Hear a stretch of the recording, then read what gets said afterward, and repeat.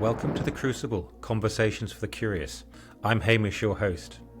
In each episode, you'll hear from everyday people who've been through profound, life-altering experiences, from life-threatening illnesses or accidents, deep existential crises, addiction, or having to make life choices that have ultimately brought them peace, connection, and purpose. They've all stared into the abyss, walked through the fire of their own personal dark nights of the soul, and emerged from the other side transformed. This podcast is for anyone going through an awakening, a time of massive change, or questioning the meaning of life. You are not alone. You can get through this. I promise you, life is more meaningful and beautiful on the other side. Hi everyone. Today we've got Liz with us, and she is going to tell us about her awakening and her journey, because it's been quite a remarkable one. Hi Hamish, thanks for inviting me on, and hi to your listeners. I love this project, and when you sent me the link about the title, it just so deeply resonated with me.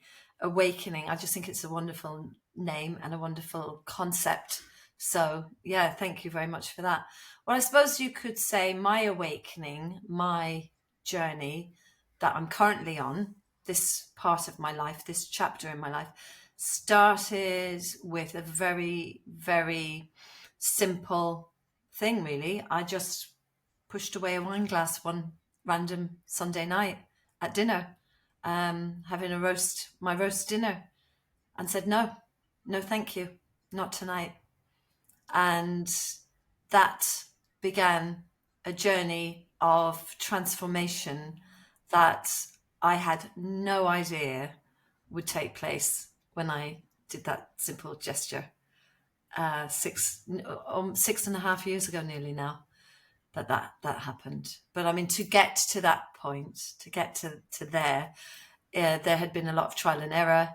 There had been a lot of soul searching, a lot of work, a lot of reading, a lot of immersing myself in a different mindset, re-educating myself to realize that I didn't need alcohol in my life anymore. And from that one simple gesture, everything in my life changed utterly. So yeah, so that's my awakening. My awakening is my sobriety. Congratulations. That is Thank brilliant. Yeah, I can see you doing that, just putting that glass down and saying, that's enough. What an incredible feeling. But it was, I guess, as you said, it must have been quite a journey to get to that point. Tell me a little bit about the background, if you would. So I drank like everybody I knew at the time. I started drinking as a teenager, and at the time it was really normalized. It was in the 80s. I lived in Ireland in a small village in County Limerick, and I was a bit of a rebel. I was brought up in London as a child, moved to Ireland at the age of 11. So there was always an element of being a bit of an outsider in my life. And I only realized that as I started to do the work, actually, after I stopped drinking. But when I was in England, in London, I was raised as an Irish girl. My dad would teach me the odd word of Irish. I was trotted out every time there'd be a family get together, always with booze, to sing the Galway Shawl and to sing various like Spansel Hill and other rebel songs. And St. Patrick's Day would come and we'd have green ribbons in our hair. We were very involved in the Irish community. So when I'd be in school, I was very much the Irish kid. And then when I moved from Ireland to England, I became the English kid. And it was at the height of the Troubles as well. And where we moved to was a very Republican area. Well, this is where my mum is from, not my dad. My dad was from Galway. So it was a really difficult transition. And I experienced some bullying, but I just, in those days, you just got on with it. So when I got old enough to express myself and to have a bit of a say in I suppose my identity, I drank very much to fit in. I drank to rebel as well. So I was rebelling against the older generation, but also the patriarchy, and Catholicism and everything that we were just entrenched in all of that in those days, and boredom. It was so boring. There was nothing going on. So in my head, London was this, bright lights, big city place, even though I didn't have any exposure to any of that because I was a child when I lived there. And where I was living was very kind of monochrome. And when I started drinking, when I had my first drink, and that was an act of rebellion and boldness, really, everything just lit up for me. It was like fireworks in my brain. And it's like, this is great. I felt instant kind of acceptance. I was a huge risk taker. It just animated me. And I was quite lively anyway as a child and quite curious and, expressive. I had a lot to say. But when I started to drink, I instantly found a tribe. I found my way and found my voice. And I think that then led to going to university. I became the first in my family, apart from our English cousins, to go to university.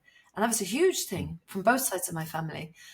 And when I got there, I found another tribe. I found a tribe of people who were like-minded and into the same stuff that I was into and could talk about books and films that I was into and not be kind of othered or feel weird for the things that we liked. But also I ended up as a barmaid working in the college bar and just partied and partied and partied. And it was great fun. And it was great fun when I went abroad and I worked as a teacher. And I travelled in the Middle East and lived in the Middle East for a number of years and then kind of got into the expat community, which is completely alcohol drenched. And just just because we lived in each other's pockets, there was always somebody's birthday.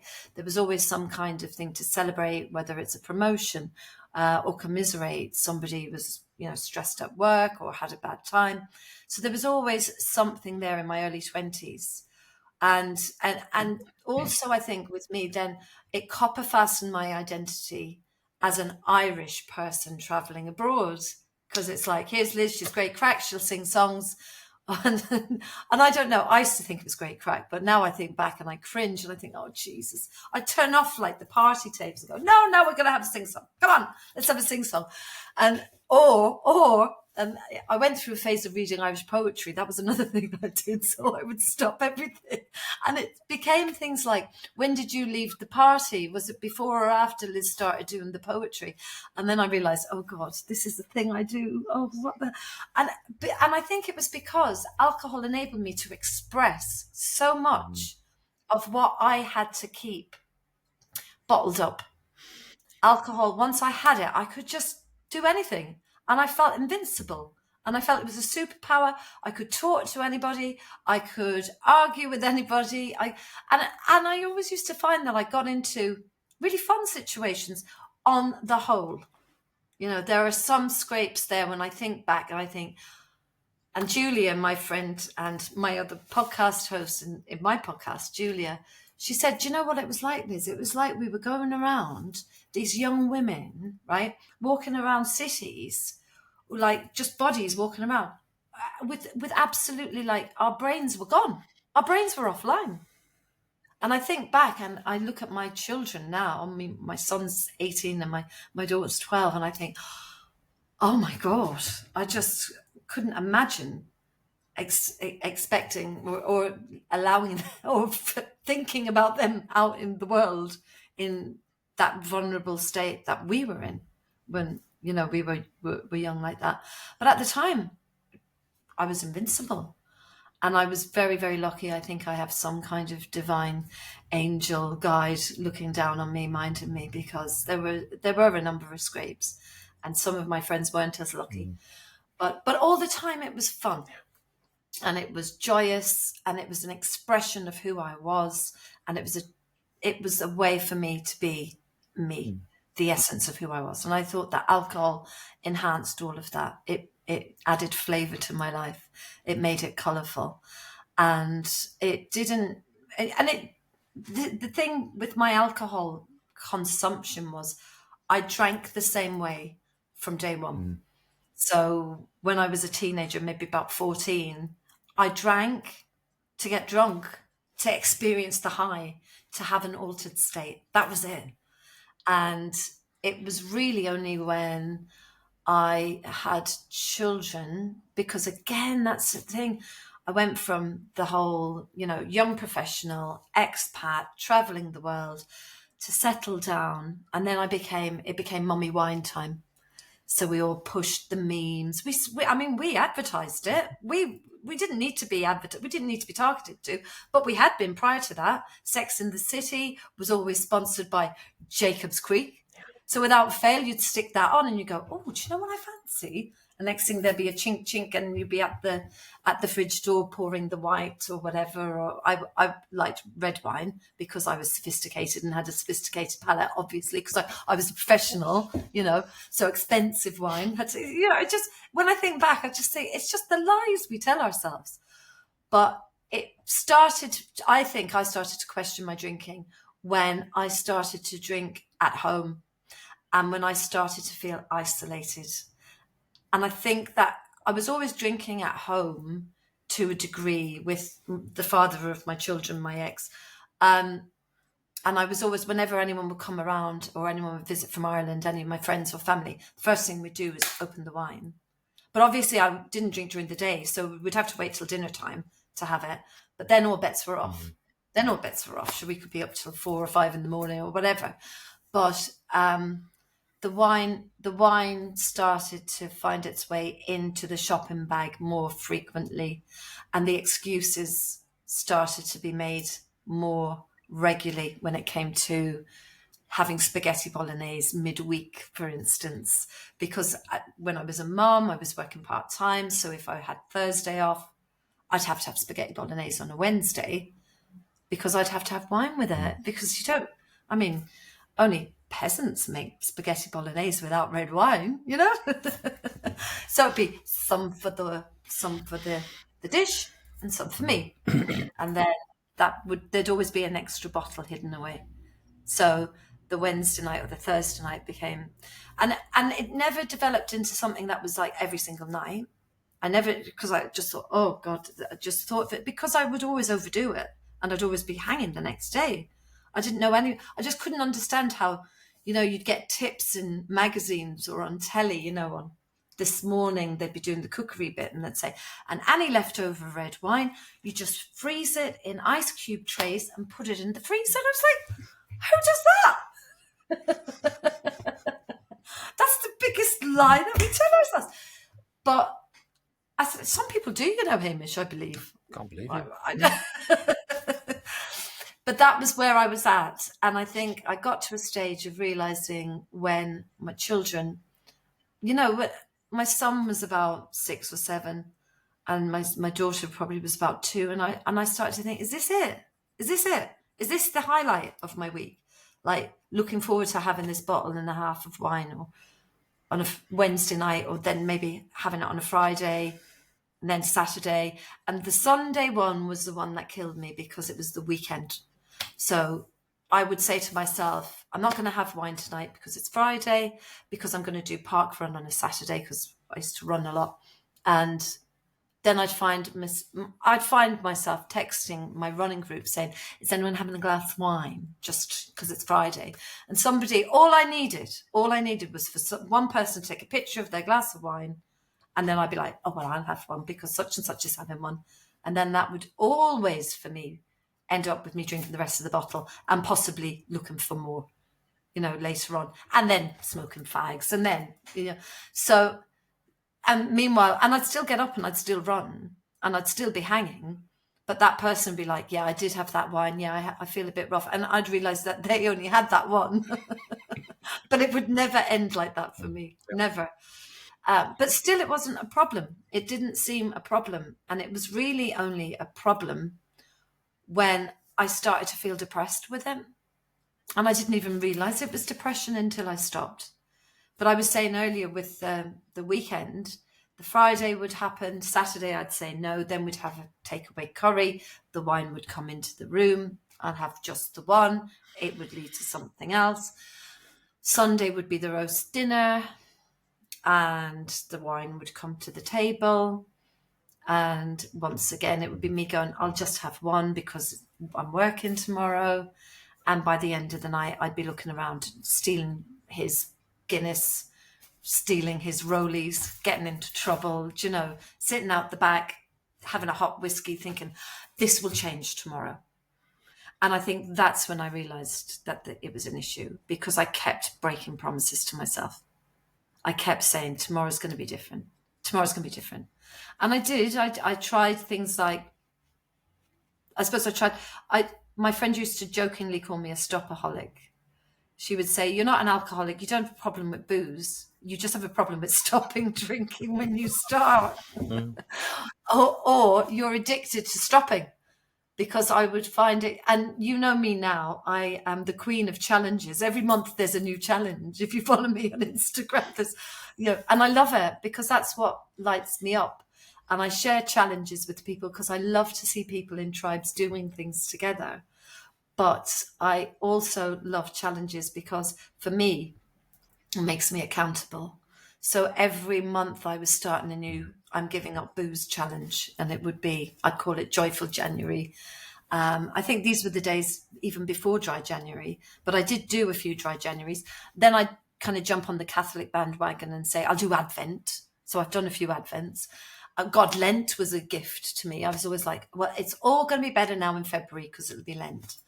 And then I'd start on Ash Wednesday, and then something would come up and I'd be like, I'll start again in April, or, but that one Sunday night, it didn't just happen out of the blue. I'd had a few runs at it, but it had taken me a good few years of trying to keep this drug in my life before I realized, actually, I don't need it. Why am I working so hard to moderate this drug?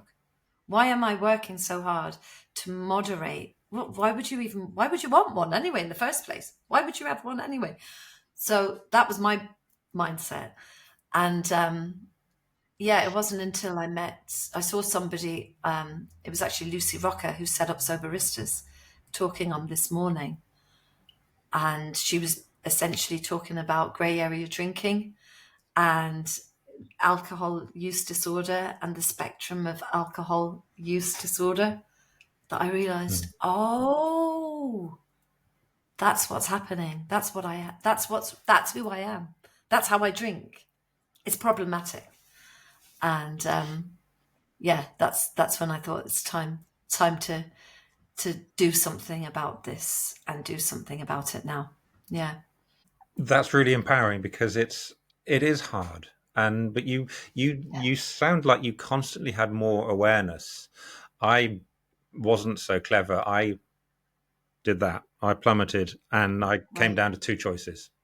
Wow. And it was carry on driving drunk and crash and kill somebody or myself, or get to rehab. Oh my God. So I think that's amazing that you were able to have that sense of awareness and go, this is not really working. Yeah, it wasn't day one, it wasn't your first relapse, but you managed that. So what was it like after you put that glass down? Because I guess you had to confront various things that were hidden at the bottom of that glass. Oh God, it was really hard. I mean, at first it was really liberating because I had put so much research into it. And I think, I don't know, like for you, that rock bottom that you talk about, and having to face that stark choice between really death or life, wasn't it? It was a life or death choice. Although I didn't have that per se, that story that you have was a story that kept me drinking, because I kept saying I'm not that bad. And that's why I speak about this so passionately, because I think we all need to address our drinking or our habits that numb us out. No, it might not be drinking for everybody. It could be. I see a lot of students in schools who have vaping. That seems to be really on the increase at the moment, and cannabis vaping and things like that. But could be gambling, could be shopping. Sugar is another one, isn't it? caffeine. Mm. But yeah, I think so. Having the awareness was significant for sure. But and this is something that I've devised with the work that I do now. I have a quote, this little saying that I give to people all the time because I've written it on my bathroom wall, and it's believing plus beginning equals becoming. Say that again. I like that. Believing. I'm mad into alliteration, me, Hamish. So anything with alliteration or acronyms or little things like pithy things that you can remember. Believing plus beginning equals becoming. Right? Mm. So for me to change my identity to become somebody who's alcohol free, who's sober, who's whatever I want to call myself, I had to first of all believe I could. And that's the first step with any awareness and any habit change. So I had to do things like, I'm just looking at the books that are around me. Do you know what I mean? These are the books that well, this is a new one, but these are the types of books that I read that helped me believe that I had the ability to, these are the people who went before me. So the first stage was doing that. And in conjunction with that, I immersed myself in podcasts. So I went on my podcast app and I just put in sober podcasts. And I found this woman actually, Holly Whitaker, who co-hosted a podcast with Laura McCown called The Home Podcast. Two women of a certain age, the same age as me, very like me, into the same stuff. And they were like my mates. And I just carried them around with me everywhere. And what I was doing was I was believing, I was rewiring my brain, I now know. And the other book was This Naked Mind. I don't have it because I've given it away to so many people over the years. But that was all about the neuroscience of addiction and habit change. And once I started to realize the neuroscience behind it, it was a no-brainer to, excuse the pun, but it was like, what? This is mind-blowing. And that really helped me in the early days to really face into it, because when I knew that these people had suffered, that they were struggling, that when I read their stories, when I borrowed their belief, which is what I say to people now, I'll say, if anyone's doing something like giving up smoking or giving up drinking or working with me with habit change, I'll say, borrow my belief until you have yours and immerse yourself. Borrow everybody's belief. Stand on the shoulders of giants. Because once you stand on the shoulders of giants, that's it. You can actually get their lived experience. Lucy Rocker, watching her, I read her book and I joined her website. I joined Soberistas, it was called. And then I started to check in every day. And I started to read the blogs of the women who had gone before me. And I was seeing that they were living these amazing lives. And that they were talking about the joys of sobriety. There was no shame.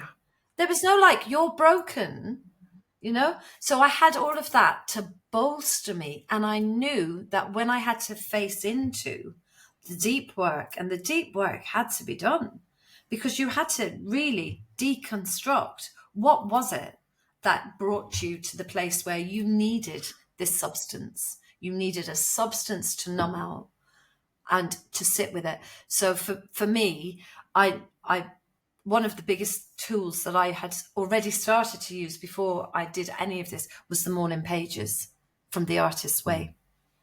And I don't know if you've heard of Julia Cameron's Artist's Way. You might have if you, but I think, have you ever done any of that work? I have, yes. I can't remember where I met her, but I think what she does is fabulous. And I do the morning pages, not every day, but probably 3-4 days a week. I will sit down there and write down whatever's going through my head and my heart. And sometimes it's repeatable, sometimes it's not, but it is very cathartic. Yeah. It's amazing. Well, with the morning pages, it's for listeners, it's 3 sides of A4, mental puke, I call it, just puke on a page. Yeah. But it's 3 sides of A4 every day, show up to the page, freehand, free association, just shite, essentially. But I had been doing that for years because I was a blocked creative. I didn't know I was a blocked creative. I always wanted to express myself. I did English in university. I did a master's in journalism, but there was this limiting belief that I wasn't good enough. And when I started to unravel the limiting beliefs, I realized there was a limiting belief because I'm a woman, limiting belief, being Irish, being English, what am I identity wise? I had to unravel that and unpick that.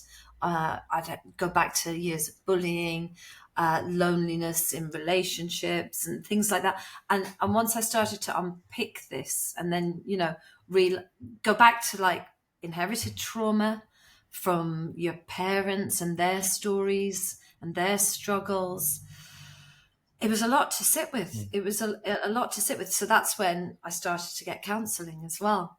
And that helped me a lot. But the morning pages, it was through the morning pages that I knew. In fact, I've got it up here, The Artist's Way. This isn't just a look at all my books kind of podcast, but it's because when I'm sitting with it, there it is. I love it. Look, it's just full of notes. But that was life-changing for me, because it was in The Artist's Way morning pages that I realized there's a pattern here. I'm constantly berating myself. I'm constantly berating myself for not doing what I say I'm going to do. And what I said I wanted to do was not drink. I won't drink tonight. Not ever. And when I was breaking those promises, I thought, oh, hold on, have I got a problem with booze? No, surely not. And then it was when I saw Lucy Rocker and I learned about grey area drinking that I realised that I did. But yeah, to go back to your original question, the early days were, I think it was kind of like a pendulum.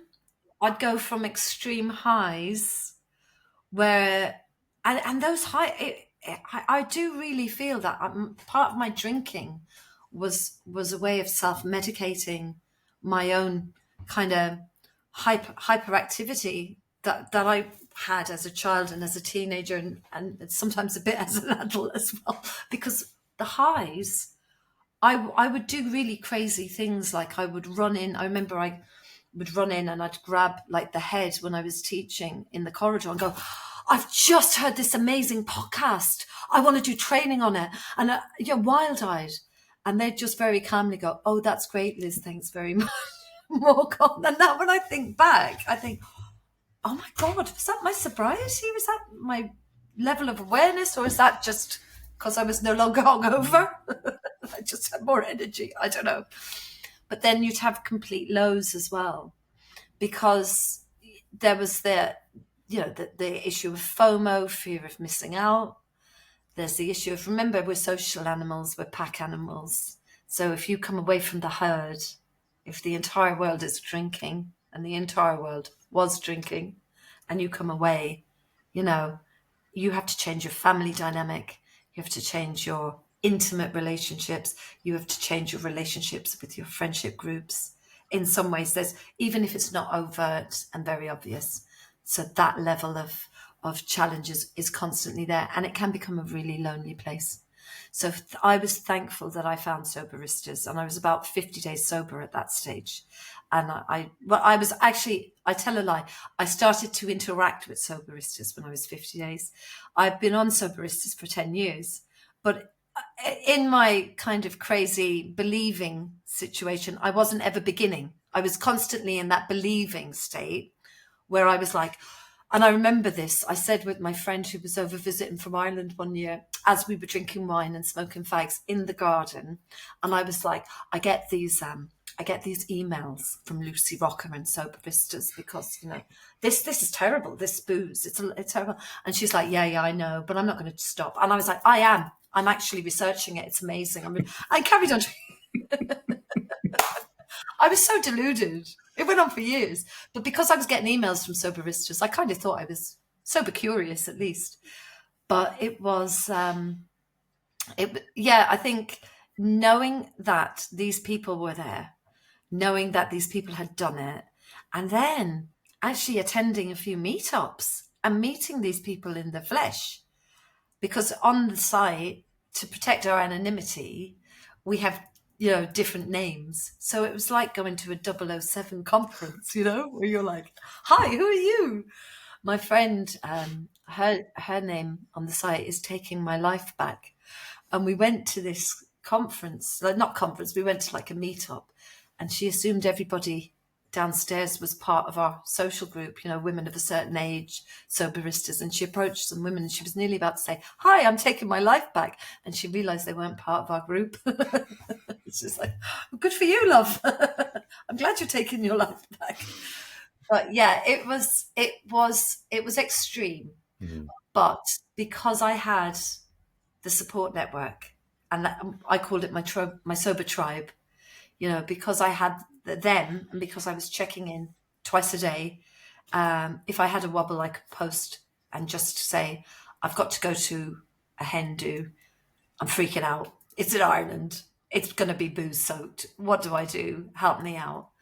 And then slowly and gradually, I started to find support networks in real life, people who live near me, some who are now my dearest and nearest friends, you know, and that really helped. But I was lucky because that believing part and the beginning, you know, I was able to begin doing the work and understand that when I was faced with the difficult parts, when I was faced with the parts of myself that I might have buried, the darker sides, the parts that were shameful, the parts that I felt so guilty about in my drinking days, when they came up, I was able to reach out and I was instantly embraced. So that's, I have so much thanks, Lucy Rocker, so much thanks to Soberistas and the Soberista community. So much so that I went on and studied them for my master's thesis. That's what I did. I did social connection on social. I did social connection in online communities because they save lives. That group, and there's about 80,000 people on that group now. They saved lives, and I was on it for COVID as people were joining, and it burgeoned during COVID because so many people had, you know, been trapped with their four walls. Drinking just escalated, so it was really. I think it's such a wonderful community. But yeah, that's for me. I was very lucky. I had that, and I had those people, and I had the lived experience of so many others. And that's why I'm so passionate about sharing it today. I'm so passionate about reaching people and giving them an option. They don't have to get to that crucial stage of life or death before they choose that alcohol is something that we do. It's a lifestyle choice as much as anything else. You can stop it, just like you can stop drinking coffee. But it's not that easy. That's the other thing. When you understand that you choose your hard, and that's, you know, Glennon Doyle Melton. That's something that she said, and another person I used to follow and still do. But she said, you choose your hard. You know, it's hard to stay drinking, but it's hard to give up, mate. But you choose your hard. And that hard, that's the hard you choose is the hard that actually enables you to grow. And that's the significance, I think, of that piece. I'd never considered the choosing your hard, but it makes sense because it was hard. Lying, going to different bottle stores, pretending, assuming they wouldn't recognize me. I mean, go figure. But that makes complete sense because it is hard work drinking. Getting up hungover, feeling shit, struggling, not working properly, compromising, lying, deceiving. I mean, it was horrible. It was. It's hard. It is. Yeah. And it's not just that. It's the mental energy of the thoughts. So with me, it was, okay, so I'll go to work. I'll do my job, blah, blah, blah, blah, blah. I'm training for a marathon. So therefore, there's nothing wrong. Nothing to see here. Look at me. I'm superhuman. Hello. Or I go to yoga. I can't have a problem with alcohol. Yeah. It doesn't matter that I'm going to yoga wearing a t-shirt that says I do yoga because I like wine. Or I had a t-shirt. I've posted it before. I have a running vest that I thought was hilarious. It says, I run because I really like wine. And I was so absolutely blown away by this running vest that I bought it for my sister-in-law and my sister because I thought it was hilarious. Wasn't it? Look at us, aren't we, guys? And we are so indoctrinated. So from the minute that I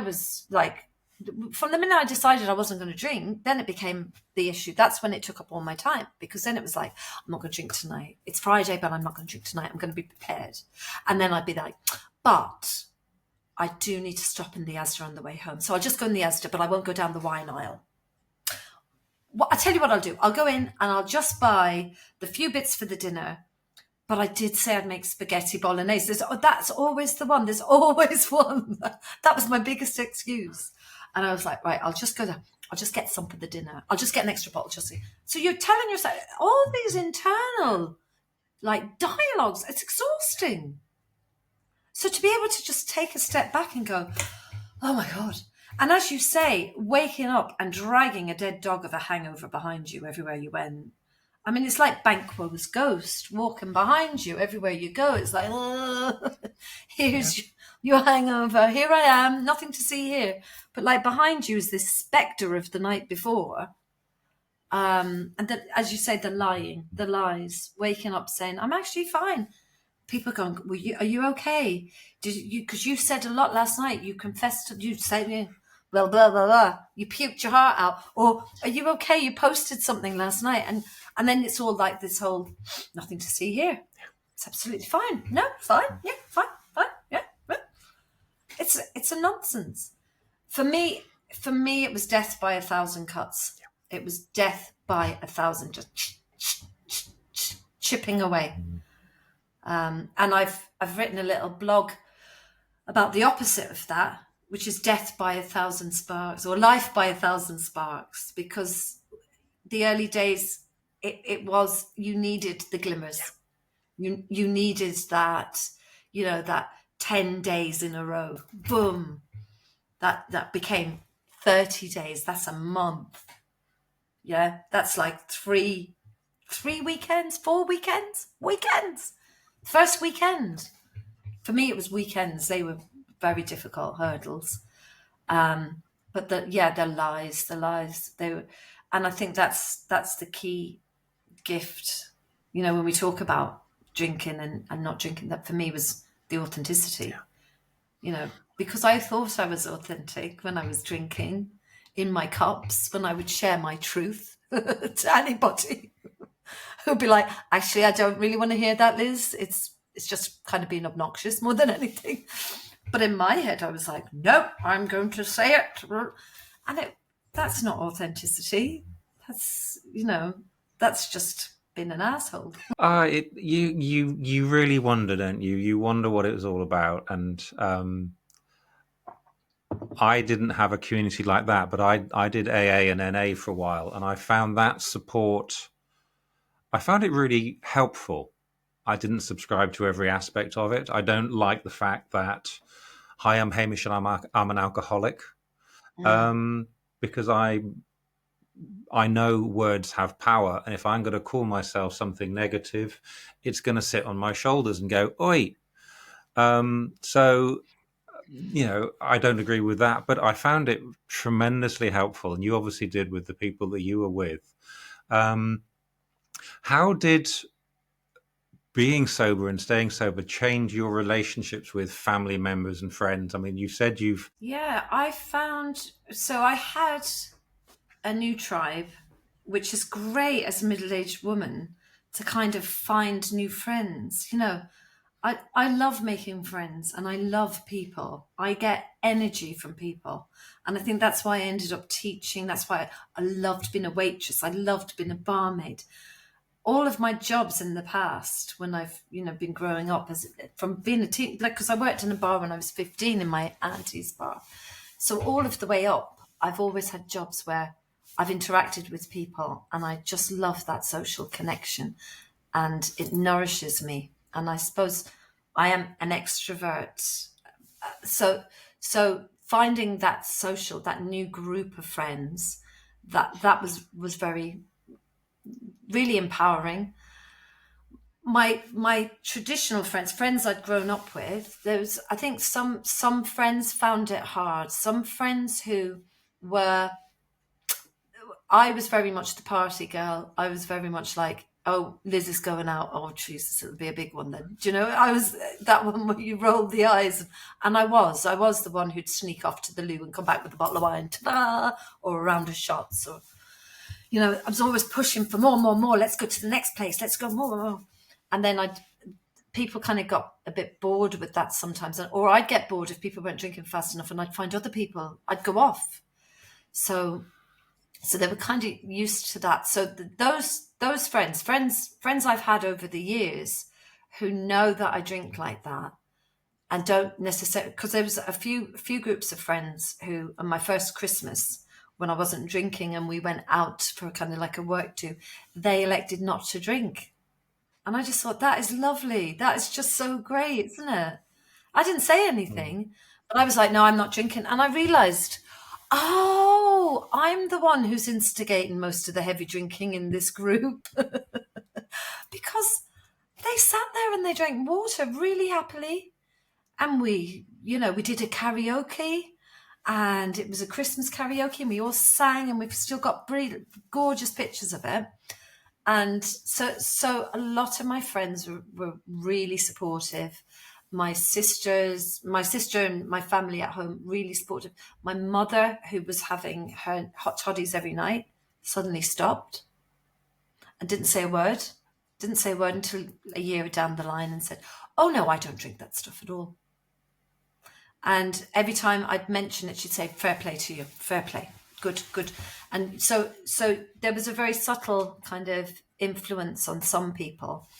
There was also that awkwardness of the, oh, Liz is here, let's just watch our drinking. And then it was almost like belt loosening when I'd leave. I felt that there was a bit of an inhalation when I'd be around. Nothing was spoken about, but it was very much the elephant in the room.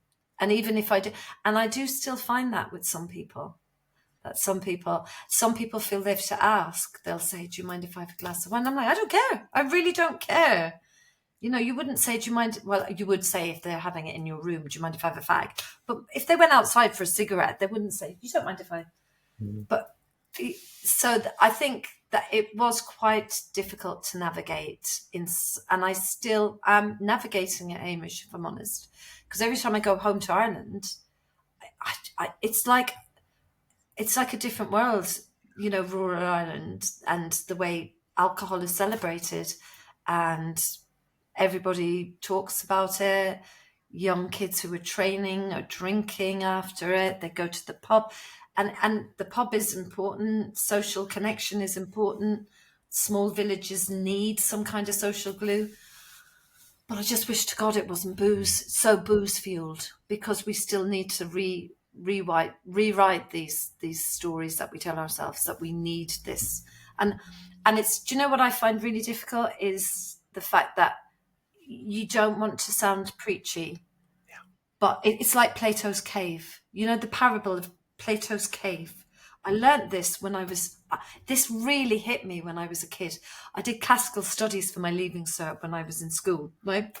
So I was about 17 when I found this story out, and it's in the Republic. We did Plato. I was like, wow, how amazing is that? And Plato's cave, it's basically this, he's talking about reality, and he's talking about kind of higher awareness, I suppose.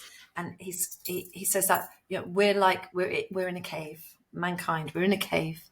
And he said, it's like these prisoners who are in a cave, and all they can see, they're sitting in the cave and they're chained. And all they can see, their reality, there's a fire and there's shadows, and all they can see are the puppeteers and the shadows on the wall. The shadows on the wall of the things moving, that is their reality.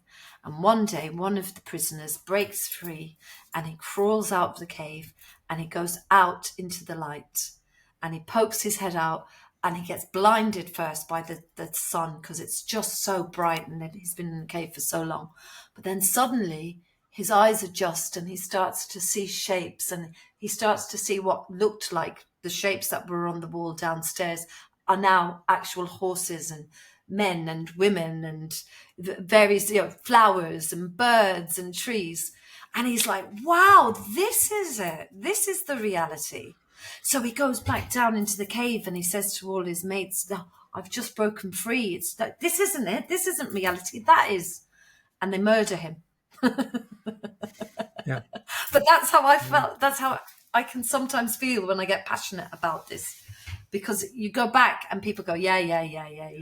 Only the other day, somebody said, isn't it about time you gave the old talking about booze a bit of a rest?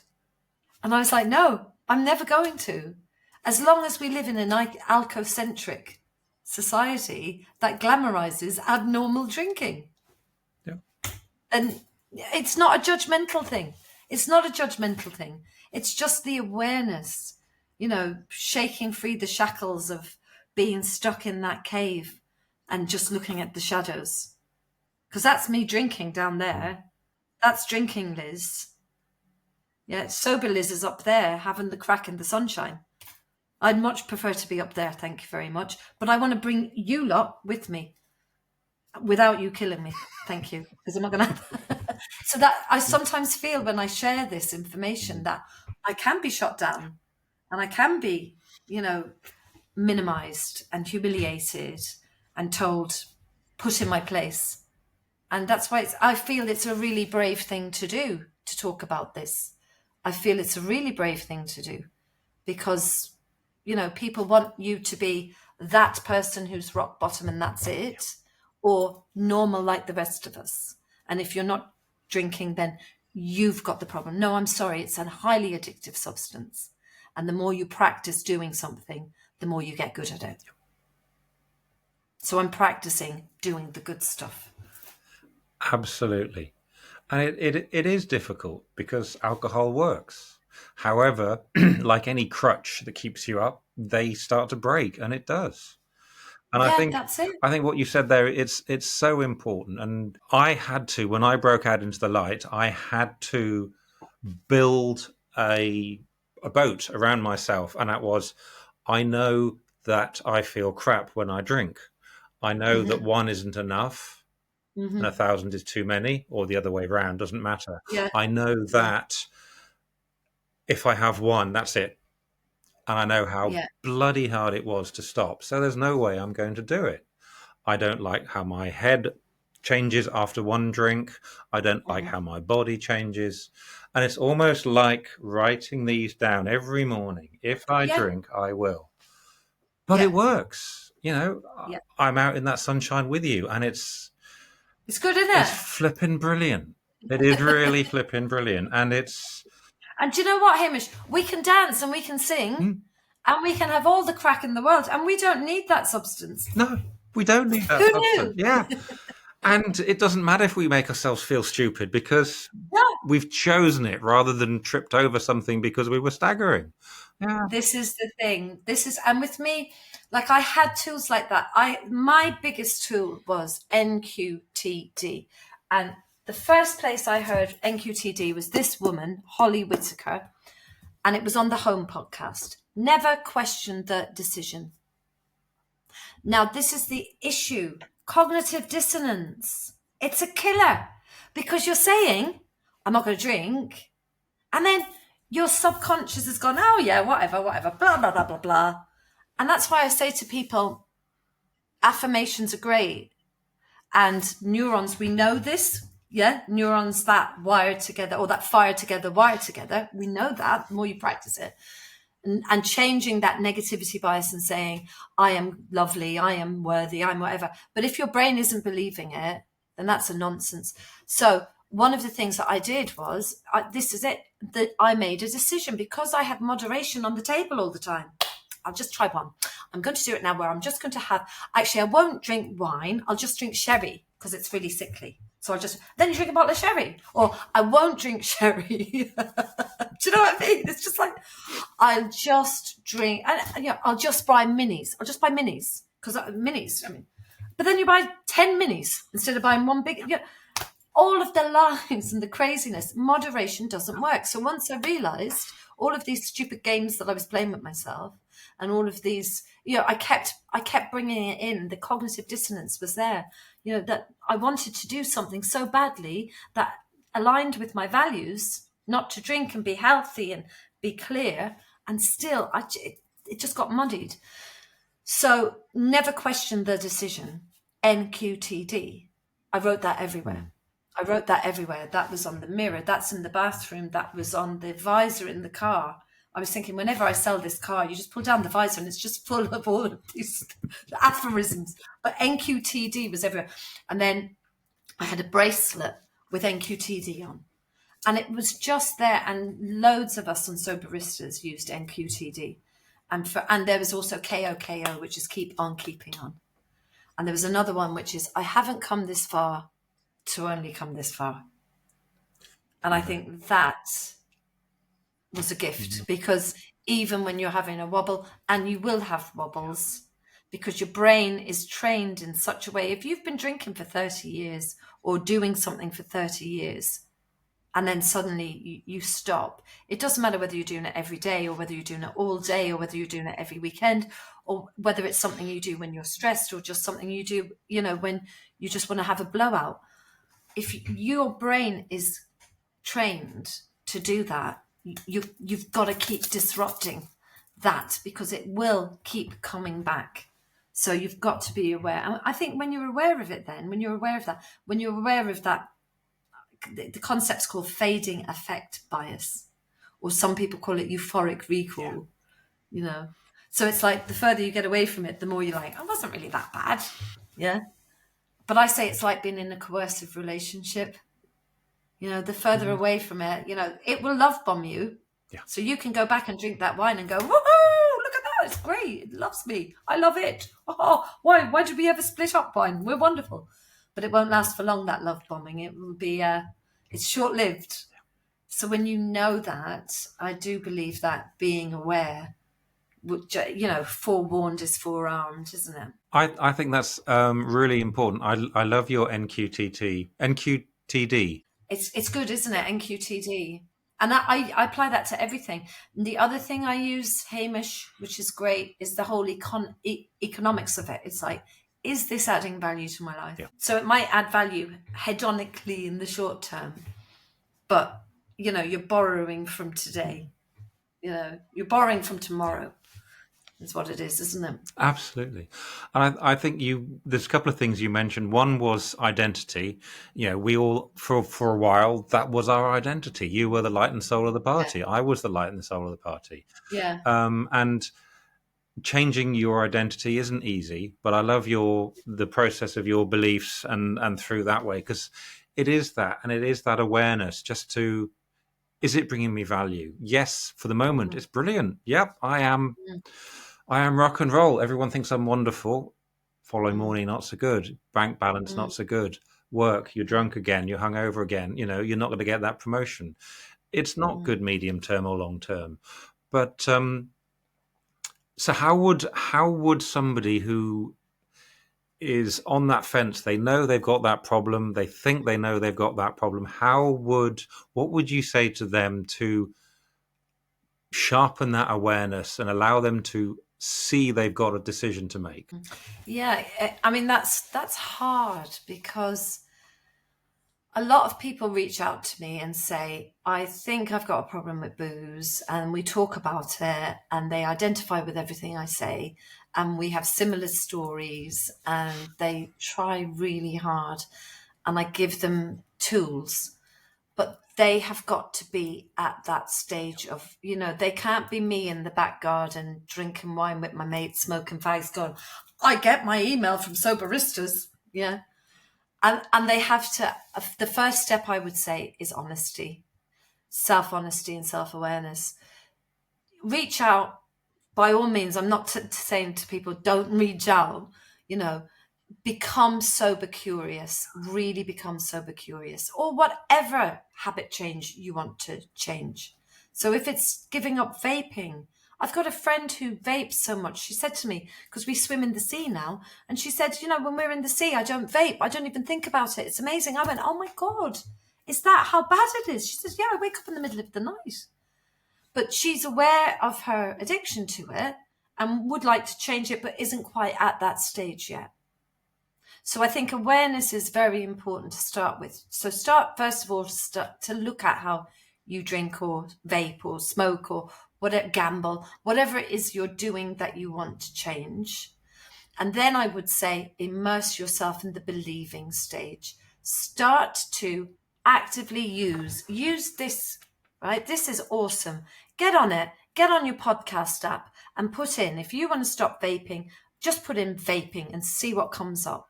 You'll find out some of the leading leaders on vaping, I suppose, out there. They'll all be doing Diary of the CEO and all the podcasts. There's millions of them out there. So that's where you will find the best information, and immerse yourself in it. Listen to what they say and start to follow people who have already done it ahead of you. And then start to actually think, can I do it myself? And then, dip your toe in it. Be ginger with it. Just, don't expect big changes. See, this is the issue with behavior change, I find, Hamish, and you probably will experience this too in your line of work, but also I think in your own experience. We make these swinging changes. So whenever I used to give up booze, I would also give up fags. I would also do a sugar detox. I would do a digital detox. I would also take up writing. Do you know what I mean? And I'd sign up for a marathon, because my entire life was going to change. And I say, just do the one thing. And this is advice I got from Laura McCowan, who's the other half of the Home podcast. She said, treat it like you're pregnant. Treat it like, and even if you're a man, imagine 9 months when you are in this stage of almost like you need to just rest and recover. So you need to say no to those social engagements. If the kids are downstairs and they're demanding their dinner, look at, while you're knackered, because you will be knackered when you stop drinking. Drinking especially is exhausting, isn't it? I mean, the first 3 months were like the first trimester of carrying my children. Honest to God, I was wrecked. But like, if the kids are downstairs and there's nothing to feed them, throw the nuggets into the oven. They're not going to die. Let them have the Cocoa Pops. They're not going to die. You come first. That's the key thing. For those precious 9 months, you come first. And I think if you do wrap yourself in cotton wool for that time and prioritize yourself, that is you putting on your oxygen mask. And that's the very first thing. But if you immerse yourself into the stories of everybody else, that will help. And I would also say, play it forward. Yeah. Always think that when you're having a bit of a wobble, think, if I have this glass of wine or this cigarette or whatever it is, what's going to happen tomorrow morning? Yep. So just think about where that takes you to and use that. But I really think, if you think of the believing part, beginning is the starting. So think about, every single day, putting things in your life that support you. So when you're in that 9-month phase to start with, think about meditation. I'm not asking you to do loads and loads and loads, but maybe try and think about your breathing. Follow people who might be able to help you with that area. Think about journaling. But you're not going to write a novel, so just get that off the table to start with. Let's just set the bars low. But, think about going for runs. Think about doing things that nourish you. But I'm not saying sign up for a marathon. Think about adding in daily practices that will support you. But my biggest piece of advice, 100%, and this is Johan Hari, a quote from him from Lost Connections, the opposite to addiction is what, Hamish? It is connection. And I was 100%. going to quote him in a few minutes' time. Absolutely. Yeah. That was the driving force of my own study. They say research is me search. That is it. The opposite to addiction is connection. So don't do this alone. Whether you do sign up for a smart recovery program or a 12-step program. Hamish, I know loads and loads of my friends, loads of friends who I've found over the past 6 years since I've been sober are in AA and in recovery programs and speak like they're great, because they in the 12-step program, you get to the good parts of it. I'm not into the shame bit and the anonymity and the I'm broken. I'm not going to talk about that. I'm a positive psychologist. I don't give a shit about what's wrong. I want to see what's strong in you. Let's talk about what's strong. Absolutely. Because when you get to this level, you are broken. You're on your knees. You want to build up. I don't want to keep telling myself that I'm crap and I did this and it happened. It's gone. Go. Let's move on. Let's move on.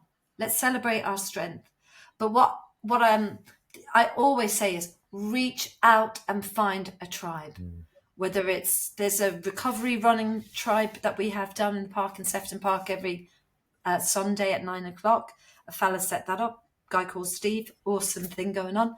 There are so many other things that you can find. Go online, look for Google, look for sober communities. There's Be Sober. There's so many out there now. And I think, and I would say the same is for everything, isn't it? Whether you're recovering from an illness, whether you're, you've given up another form of, whether you're recovering from some form of trauma, there are groups there. I really would recommend find that support system as well as everything else that you do, because that's so nourishing, and you'll need that all your life. And you'll use it in various ways. You might not, like I hardly check in on Soberistas now, but I'm a lifelong member. I'll always pay my fees because it's been so good to me. And I'll always write blogs and post them there to help other people, because I think that's being of service. And I'm always available for people who need support there. And I think giving back is a key to helping as well, isn't it, for you, for your own. Absolutely. No, I think you're spot on. For the giving up is the giving back is so incredibly important, because you are proof. I am proof that it's possible to sober up, to get over whatever it is, whatever addiction. And that's you can go to a psychologist who's got lots of letters after their name, but if they haven't been to those lows, you don't have that resonance. No. And I think that is incredibly important. And just acknowledge what you're doing there. Giving back and helping, because it's remarkable. One thing I wanted to talk about is the self-shaming aspect of drinking, of addiction, and I threw empty bottles out of my car. I drove drunk, and I'm not proud of that. And that was less shameful than being found at home with empty bottles of alcohol. Wow. And it's a horrible thing to say, I was doing that. And it'd be 1, 2, 3, smash. I can hear them. Oh. And that shame, I can either carry with me or go, well, I was doing the best that I could. And you can't carry it with you. You can't. Otherwise, you're gonna have that next drink. That's what I did. I don't care. How do we? Hamish, it eats you from within. That's going to eat you from within. But how do we learn to let go of that shame? Because it's only us beating ourselves up. How do we release that? Because that's where the magic is. That's where you're going to really start to overcome anything. Yeah, that's self-compassion. That's, I think, one of the most important things my counsellor said to me was, as I got that clarity and I started to backpedal and think about the things I had done and why did I make that choice and why am I stuck there and why am I in this and blah, blah, blah, blah, blah. And she said to me, you did the best you could with the tools you had at the time. Yeah? She said, that girl who you were did the best she could with the tools she had. Drink was a tool. Yeah. Drink was a tool, So it's not, we know that. It's not the drink. It's us. It is a tool that we use as a coping mechanism to deal.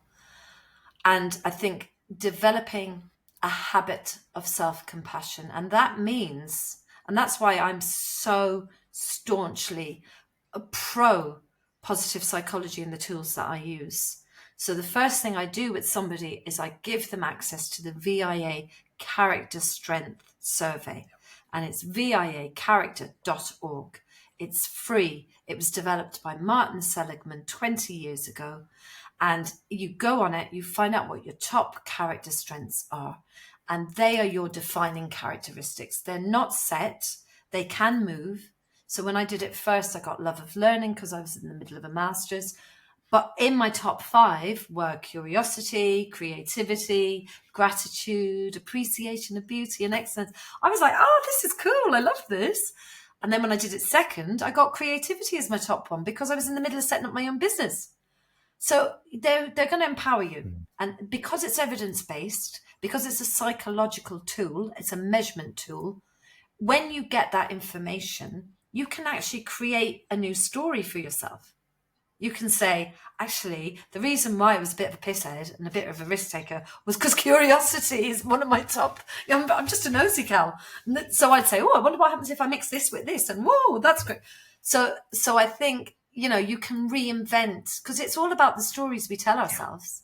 If we tell ourselves a story that we are worthless, if we tell ourselves a story that we are broken, if we tell ourselves a story that we drank because we were unworthy, that story becomes our life. It's still our narrative. We've got control. And we know that, and this is what I love about psychology, because we can create new neural pathways. Limiting beliefs. I love Carol Dweck's work. As a teacher, I used to always love her work about growth mindsets. You don't have to be, oh, I'm no good at that. Well, actually, no, nobody is until they actually start practicing it.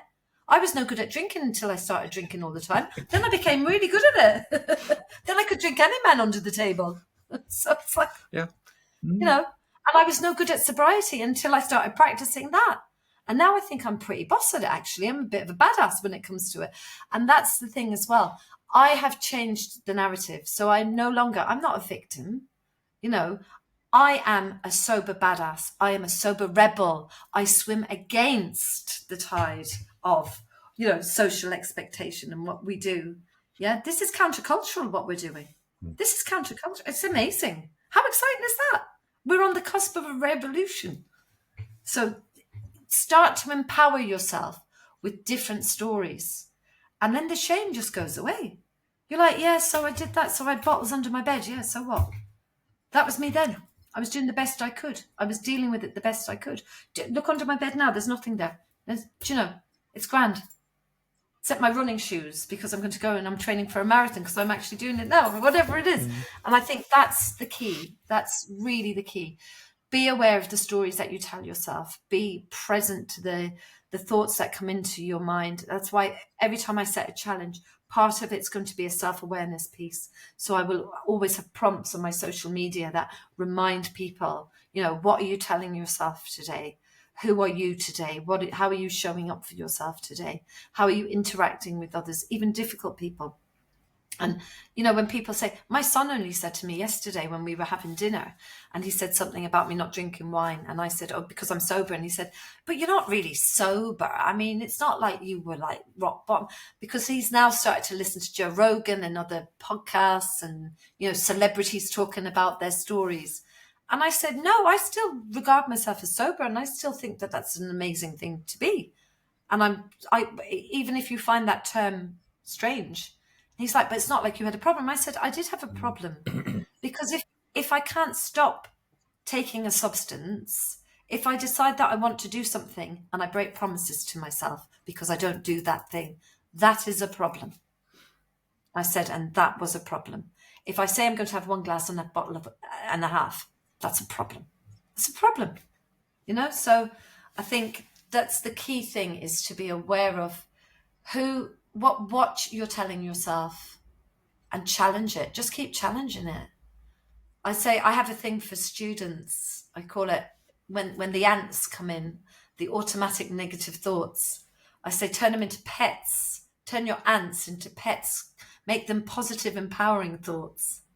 And I said the way you can do that is you can stamp on the ants is one of the ones I say. Stop. S, stop. T, tackle it. Tackle that thought. Yeah. A, ask yourself, is it true? M, find a new mantra. So I'll say to my students, what's your top character strength? Kindness. Change that I am lazy to I am kind. And then P, practice. Write that down. Put it on the wall. Put it on your mirror. Put it on your hand. Put it wherever. Get a tattoo. No, don't get a tattoo because your mother will kill me. But you know what I mean? And then have it there to remind you. And instead of going, oh my God, the shame, go, yeah, but I'm actually really kind. Or I love learning, or I am safe. I am capable. And I think one of the things about this is when we know this, Hamish, when we stop drinking or do something that's really difficult, we do become badass in every area of our lives. Because we think, I've done that. Jesus, I can stand on a stage and talk because I've given up booze. I can leave this job and set up a business. I've given up booze. I can, find a few pence to rub together when times are tough because I've given up booze. So I think we can do anything when we have said, when we're committing to something that we've promised ourselves that we're going to do, and we actually keep our promise to ourselves. My God, we've got power beyond belief. Isn't it true though? It absolutely is, and there's so much that you've said, and I think I struggle with keeping promises for myself, and when I do, I feel $1 million. And just I did that today. I said I'd do that, and I've done it. I'm quite proud of my checklists. They help, but making promises and keeping promises to yourself is it's just incredibly important. It's incredibly empowering. And right at the beginning of this conversation, you talked about sparks, and every promise you make to yourself is that little spark of light just going up. And tick, there's another one. So if I have a slip, it doesn't matter because I'm slowly putting those sparks and making my world lighter. And if I have a shit day, and if I fall, or if I stumble, or if I have a drink, it's not going to kill you because you've built up, you've rewired, you've got those sparks, and you can get back off your knees again, dust them off, and go, oops, I'm still a badass. And that's why I've said, so one of the quotes that I use a lot is from Rich Roll, and I don't know where he got it. He's a podcaster who I listen to. He's an ultra marathon guy. Of course, he has to be like extreme.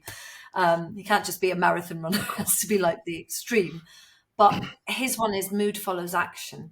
Yes. And I love that, mood follows action. So I use that a lot. But the reason why I said believing plus beginning equals becoming is because the action bit, we can be, if we fall off sometimes, I've given you permission to start again by beginning. So it's just it's like, okay, I'm off, but I'm back. But we know that once we have momentum, the power of momentum is incredible. So we don't want to fall off because beginning is bloody hard. And once we've become, then we can start to believe in the next thing and then begin that. Because everybody who starts something is always going to be shit at it. And I think when you realize that beginning bit gives you permission to be a bit rubbish, to be a bit like, oh, I tried, and the amount of people who say to me, I tried, I did, I don't do meditation because I did it once, it was crap, I didn't, I came out, I didn't feel in any way enlightened. And you're like, yeah, you did it once, mate. It's like going to the gym and going, I went to the gym once, I came out, still had a belly. What's that all about? What do you expect? But I do think that the beginning bit has a little bit of forgiveness there. So believing plus beginning equals becoming. Because I do really genuinely think that the more you begin and the more you start to show up. And I think that happiness is there. Happiness we create, it's there. But it's not something that's just going to fall upon us. It won't fall out of the sky. It's a practice. And the more we practice it, the more we are able to access it. And I think that that's the joy. The joy is the joy of dealing. It's post-traumatic growth is what they call it in positive psychology. The blessing of having to face into shit, because pain is inevitable, isn't it? Pain is inevitable in life. Suffering is optional. Suffering is the story we tell ourselves. If you tell yourself that you're shameful and that you're crap and you're broken, that's the story you've told yourself. There's your suffering right there. So I think what I'm talking about is acceptance, really, isn't it? It's all about acceptance. Because when you start to embrace, and that's acceptance and commitment therapy, there's a whole branch of positive psychology called acceptance and commitment therapy. And that's what that's all about. It's about being present, being mindful enough to go, okay, right, that's what happened.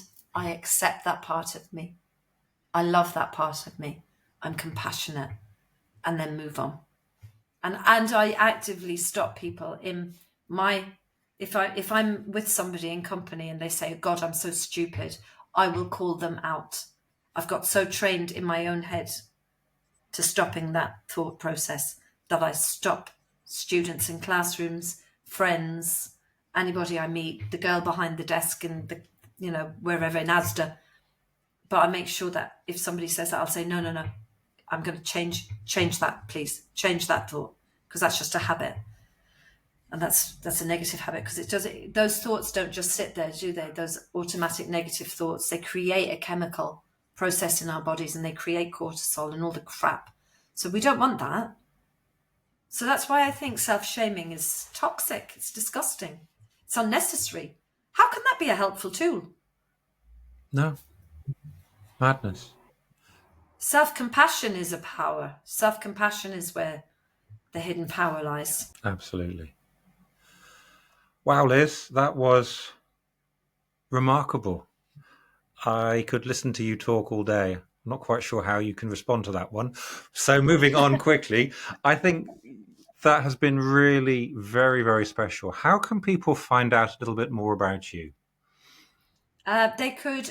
I have my own podcast with Julia Carson, who is the writer of this book. This isn't a plug for poor old Julia. She's going to be mortified if she sees this. She'll be like, "Why are you doing that?" But it's just because it's up here on my shelf. Sober Positive, it's called. Julia Carson. She's my mate from Soberistas. And our podcast is called Rise, the Rise podcast. You can find me on my website at lizfolan, FOLAN.com. So my writing's there. You can find me on Instagram as at Sunrise Sobriety, which is really interesting that this is called Awakenings, because my tag, I went for sunrise because when I was sober, I felt like it was just a new day and just the sunrise. And I was actually awake at sunrise without being hammered the night before. And it was like, wow, this is amazing. So Sunrise Sobriety, my tagline is wide awake to an alcohol-free life, because I felt wide awake, still do. So I post a lot of positive psychology content there. And also on LinkedIn, I'm Liz Folan, MSc Positive Psych, because I paid a lot of money for my MSc, so I may as well stick that at the end of my name. I'm bloody wearing that because I paid for it. Absolutely. So it is a bit clunky as well. I might change it. I'll change it eventually. But at the moment, I'm leaving that there just for another while, just to milk it for as much as I can. I do a little radio slot every Friday morning on Liverpool local radio called liverpoolliveradio.com with a guy called Roy Bassnett. It's Feel Good Friday, and I usually have guests on. We talk about positive psychology, we talk about habits, we talk about exercise, we talk about everything that you can do to nourish yourself. And I love it. And it's between 11 and 12, so you can get that on the Listen Again feature, or you can listen to it online. You can listen to it on your phone, or if you're in the northwest of England, you can hear it as you're driving around if you want to. But yeah, that's every Friday. And yeah, that's basically where you can find me on the socials. I'd love to hear from anybody if they're interested in maybe trying sobriety, or if you're like me and you think, yeah, I don't drink every day, I don't drink all day, but I do seem to drink quite a lot. I have a dodgy off switch when it comes to booze, and you might be questioning it. Then I would love to talk to you. I don't care who's out there. I'm always there to listen and to support, because there are people there for me when I needed them. So yeah, it'd be nice to hear from people. That is wonderful, and I'm sure with the energy and the self-compassion and how you've shared today, there will be people reaching out to you, because you've just got that lovely warm feeling that it's okay to fuck up. Life goes on, and the awareness and everything, and I think that is super, and thank you. Yeah, you're so welcome. And it's so true, isn't it? It's just so true. There's so many people who are in pain, Hamish, and so many people who are suffering. Yep. And this is what Martin Seligman, who set up positive psychology, went down, invested all the money into it when he became the president of the American Psychological Association back in 2000. He was sick of seeing people languishing and stuck. All the money was going into the suffering. But what about the rest of us? What about people who were just there, living lives of quiet desperation? I see them all the time. There's no need for it. There's no need for it. No, absolutely not. Well, I have one last question for you, Liz. And this question, very important question. What is your superpower? What was the gift or the superpower you got from your awakening? Yeah. I would say my superpower is sobriety. It is sobriety, 100%. Yeah. And I share that with everyone. And I say that myself on my own podcast, because we ask the same question. And I get the students when I work with teenagers to find out their superpowers. And I usually use it for character strengths, tell them what your superpower is. But I will tell them it's sobriety for me, because my superpower gives me my authenticity and my clarity. And I think that authenticity enables me to reach other people, like you were saying. And the people who shared authentically before me were able to reach me. So I think that can save people. So as a result, that makes it saved me. My sobriety saved me. And I think as a result, that sobriety saves so many other people and will continue to save people as long as I'm on this planet. That's my superpower. It's a great question. It's a great question. Have you had some good answers? I bet you have. I have had some good answers, yes. And what often happens is, what is my superpower? There's a pause for a couple of seconds, and then, because everyone knows what their superpower is, because they're living it, and it just pours out, and it's lovely to see, and it surprises people. Yeah, that's why I love working with character strengths, because people don't realize what their strengths are, but they do. And a lot of the time they get the results and go, yeah, I know that. But also a lot of the time they get the results and kind of go, oh, yes, I'm so glad I got creativity, or, oh, God, I'm so glad I didn't get bloody prudence as my top one. That's me. Or humility. Oh, Jesus, who needs that? It's overrated. But to me, there are some boring ones, but it's so funny. But without fail, the people who get, when they get their results, they like their top five. Nobody's like, oh, I don't want that. I wanted this one. Most people want humor to be in their top five. It's really mad, isn't it? But makes sense. But yeah, you'll have to do that. Have you done the VIA character strength? No, test? that's something I want. Get everybody. I really urge you. And if you do it and you want to reach out, listeners, then reach out to me and tell me what your strengths are. Because part of my Rise Sunshine challenge, that obviously me and my challenges, the current challenge is all through the summer. I want people to do 4 things. RISE. I always have to have acronyms. So R is for reflection, I is for inspiration, S is for self-awareness and self-thought, and self-talk, and E is for exercise. There's always an exercise component to all of my challenges. R is reflection. I want you to write down 1, 2, 3. 1 win from the previous 24 hours, 2 strengths that you have used. So that means you'll have to do the VIA strengths test so you know what the rest of the 24 are. Go and reflect over them and then write them. And 3 gratitudes, because gratitude as a practice, we know, is absolutely transformational. But now we know the science behind it. It's even more powerful. The I bit is inspiration. So I have a little book club. So every month I have a new title. This month's title, in fact, I think it's here, is...